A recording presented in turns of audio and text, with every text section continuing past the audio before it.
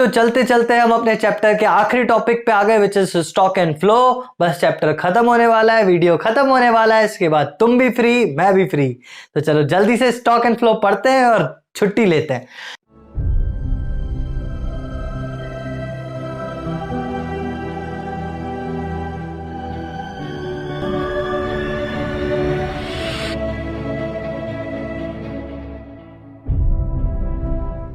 Hello and welcome back to the YouTube channel which is commerce by Rohit भैया। आज आपके रोहित भैया क्या पढ़ाएंगे आपको? हम चैप्टर स्टार्ट करने वाले हैं मैक्रो इकोनॉमिक्स का first chapter which is national income. National income में आज जो अपन पढ़ेंगे वो है topic circular flow of income.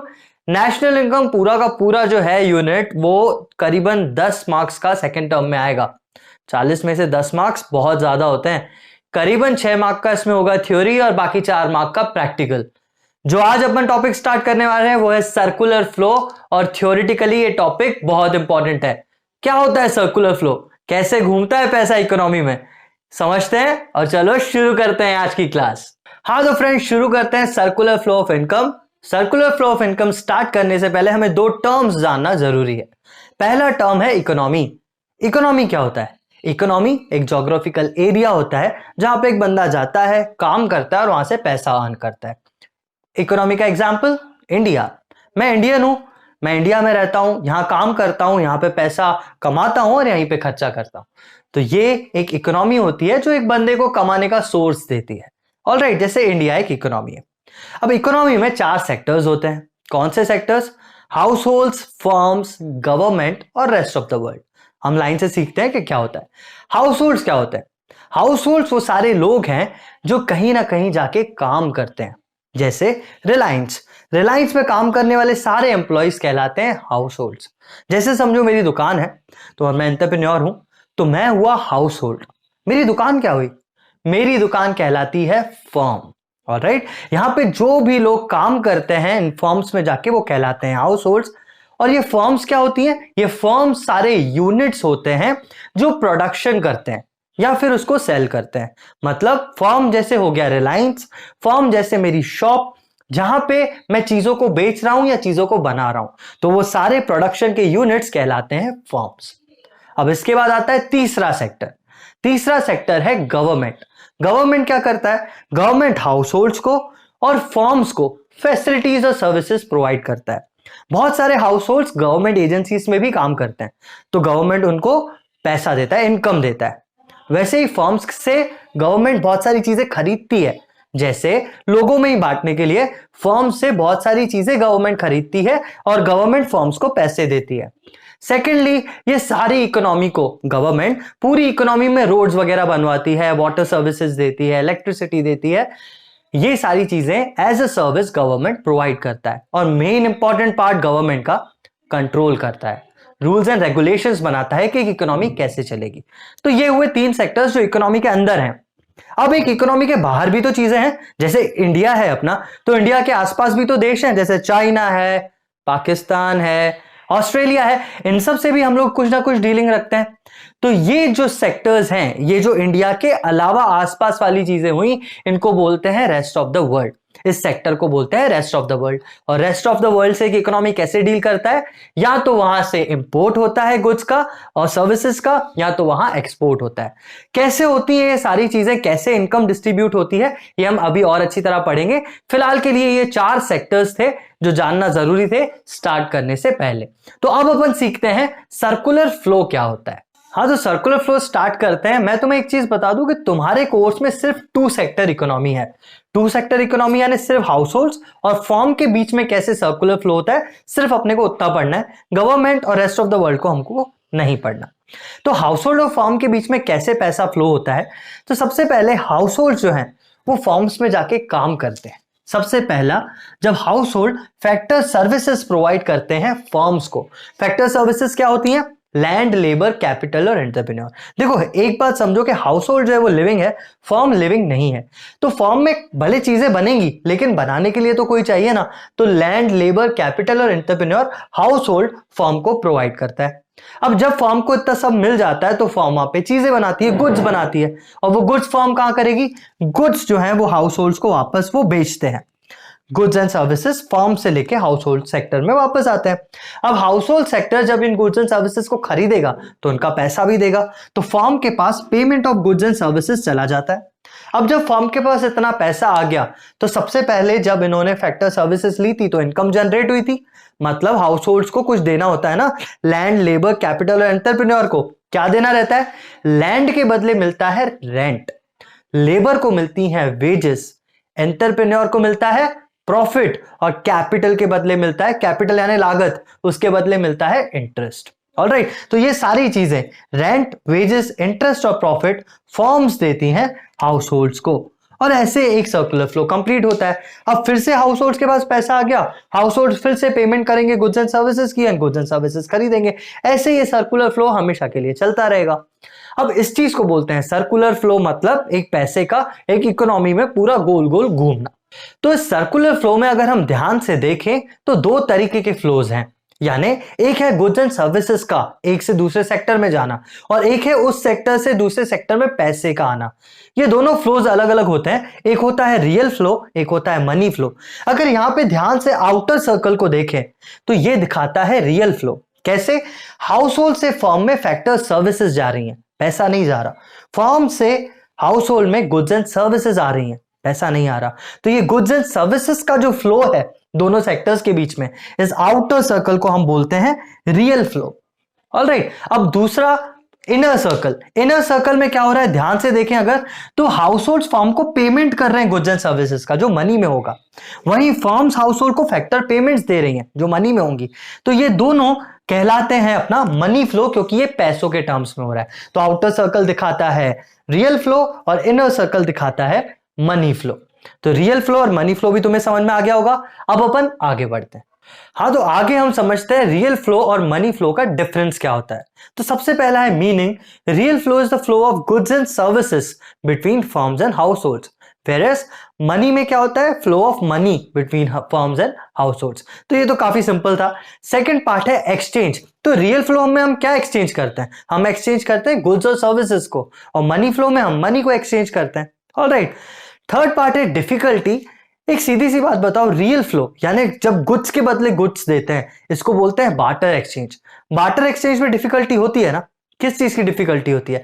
हमने बहुत सारी डिफिकल्टीज ऑलरेडी पढ़ चुके हैं, जैसे गुड्स डिवाइड नहीं हो सकते, हम गुड्स को स्टोर नहीं कर सकते। तो ये डिफिकल्टीज रियल फ्लो में होती हैं, बार्टर एक्सचेंज में होती हैं। लेकिन मनी फ्लो में जब पैसे के बदले पैसा मिल रहा है, ऐसे में कोई भी डिफिकल्टी नहीं रहेगी। Alright, last and the final part, alternate name. तो रियल फ्लो को हम फिजिकल फ्लो भी कहते हैं और मॉनिटरी फ्लो को हम नॉमिनल फ्लो भी कहते हैं। ऑलराइट, ये था डिफरेंस, सिंपल सा था। एक और डिफरेंस को देखते हैं, एक और दो टर्म्स है स्टॉक एंड फ्लो, हम उसको समझते हैं।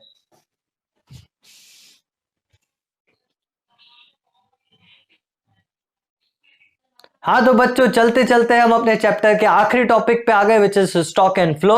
बस चैप्टर खत्म होने वाला है, वीडियो खत्म होने वाला है, इसके बाद तुम भी फ्री, मैं भी फ्री। तो चलो जल्दी से स्टॉक एंड फ्लो पढ़ते हैं और छुट्टी लेते हैं। तो स्टॉक का मतलब क्या होता है? स्टॉक कंसेप्ट और फ्लो कंसेप्ट में, स्टॉक कंसेप्ट का मतलब होता है ऐसा कंसेप्ट जो पॉइंट ऑफ टाइम पे मेजर किया जा सके। फ्लो में जो कंसेप्ट पीरियड ऑफ टाइम पे मेजर किया जा सके। एग्जाम्पल देख लेते हैं, स्टॉक कंसेप्ट की बात करते हैं। तो अगर तुम मुझसे पूछो कि भैया आपके पास कितने पैसे हैं, मैं बोलूंगा बेटा मेरे पास 200 रुपए। खत्म हो गई बात।